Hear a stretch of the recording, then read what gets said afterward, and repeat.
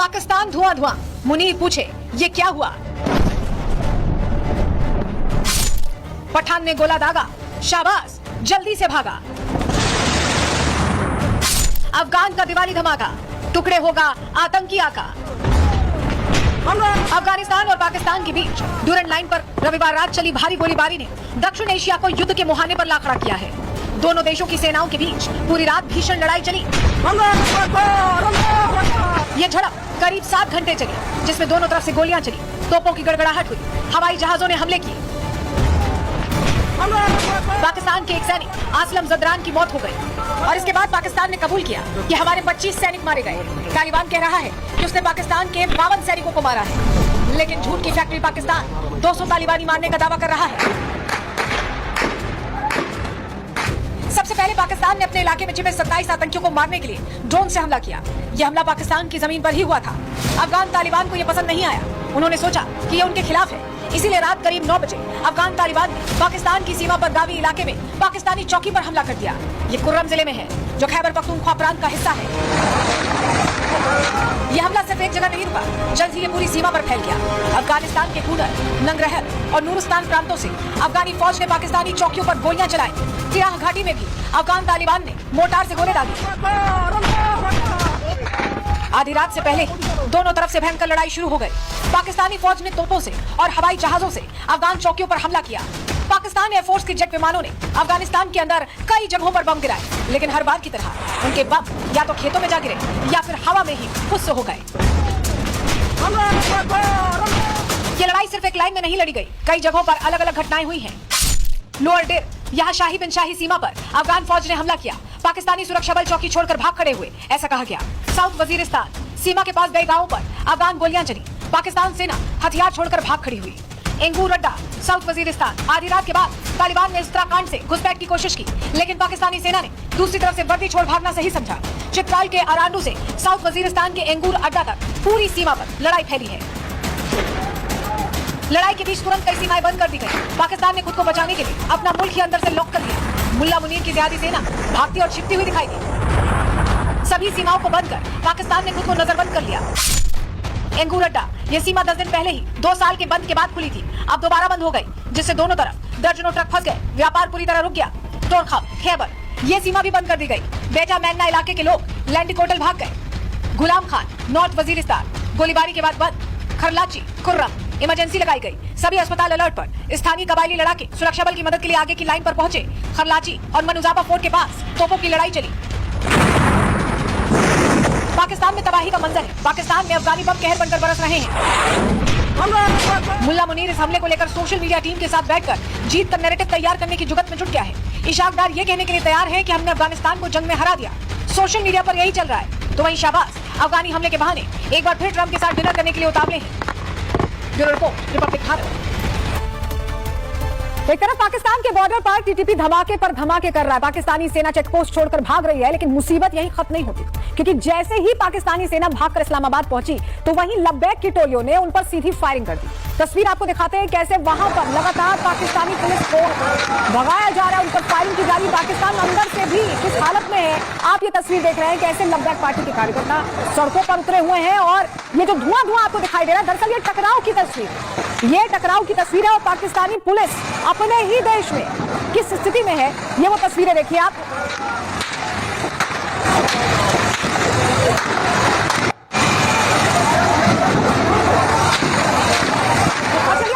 अगली तस्वीर आपको जरा लाहौर से दिखा देते हैं। ये लाहौर की तस्वीरें आप देखिए, सड़कों पर क्या हाल है। पाकिस्तानी पुलिस कैसे अपने ही आवाम का शिकार हो रही, पत्थरबाजी उनके ऊपर हो रही है। देखिए, उन्हें आने नहीं दिया जा रहा है। सड़कों पर ये हंस रहे हैं और दिन दहाड़े कैसे भगाया जा रहा है, ये आप तस्वीर में देख रहे हैं। ये लाहौर की तस्वीर। तो ऐसा नहीं है कि एक जगह से ऐसी तस्वीर सामने आ रही है, अलग अलग जगहों से ऐसी तस्वीरें सामने आ रही है। और आप ये देखिए, ये पाकिस्तान ही है। आपको लग रहा होगा कहीं गाजा की तस्वीर तो मैं आपको नहीं दिखा रही हूँ, लेकिन ये पाकिस्तान है, जलता हुआ पाकिस्तान, अपने हश्र पर रोता हुआ पाकिस्तान। और इसके लिए पाकिस्तान ही जिम्मेदार है। यही है करबला, यजीद है। और अब दो तस्वीरों से आपको दिखाते हैं कि लाहौर टू इस्लामाबाद पाकिस्तानी पुलिस की क्या हालत हो चुकी है। लबैक से जमकर पिटने के बाद अब पुलिस भाग खड़ी हुई। तो देखिए, सेना भी इनकी भाग खड़ी होती है, पुलिस भी भाग खड़ी होती है। ड्यूटी से पाकिस्तानी पुलिस भाग रही है, तो वही इनके ऑफिसर अब रिक्वेस्ट कर रहे हैं कि डरो मत, वापस आ जाओ। सुनिए जरा। मैं इधर बैठा हूँ लाइन हेडक्वार्टर में, आप लोग आधे घंटे का टाइम है नहीं। और आज लाहौर किस तरह से जल रहा है, तस्वीरें आपको दिखा रहे हैं कि पूरा लाहौर धुआं धुआं है। और यहां ये विरोध इतना हावी हो चुका है कि पाकिस्तानी पुलिस इसे समेट नहीं पा रही है, क्योंकि गुस्सा लोगों के अंदर तक है। ये लाहौर की तस्वीरें हम आपको दिखा रहे हैं। लाहौर जल रहा है, पाकिस्तान का बहुत इंपॉर्टेंट शहर माना जाता है। और यहां पर जो हालत है वो बता रही है कि कोई भी जगह पाकिस्तान में ऐसी हिंसा से, ऐसे उपद्रव से, ऐसे एक तरह से डिरेल होती पाकिस्तान की जो व्यवस्था है वो यहां दिखाई दे रही है। धमाकों की आवाज आप सुन रहे हैं और धुआं देख रहे हैं। और जब पाकिस्तान इनसे संभाले नहीं संभल रहा पाकिस्तानी हुक्मरानों से, तो मुनीर ने अब अपनी सेना को यह ऑर्डर दे दिया है कि आम लोगों पर गोली चला लीजिए। ये देखिए, गोली चलाई जा रही है आम लोगों पर, क्योंकि ये संभाल नहीं पा रहे हैं हालातों को। गुस्सा इतना बढ़ चुका है कि ये गोली चला रहे हैं, लोगों को मौत के घाट उतार रहे हैं। नृशंस हत्या एक तरह से यहाँ की पुलिस, यहाँ के सैनिक कर रहे हैं। और ये वही तस्वीर आप देख रहे हैं। देखिए, पुलिस है पाकिस्तानी, और क्योंकि विरोध बहुत बड़े स्तर पर हो रहा है तो फायरिंग कर रही है खुलकर। टीएलपी के लोगों पर मुनीर सेना ने सीधी गोलियां चलाई हैं। वो आवाजें भी आप सुन पा रहे हैं इस तस्वीर में। देखिए, जहां पाकिस्तान जल रहा है और लोगों पर खुलेआम पाकिस्तानी पुलिस फायरिंग कर रही है। ये देखिए,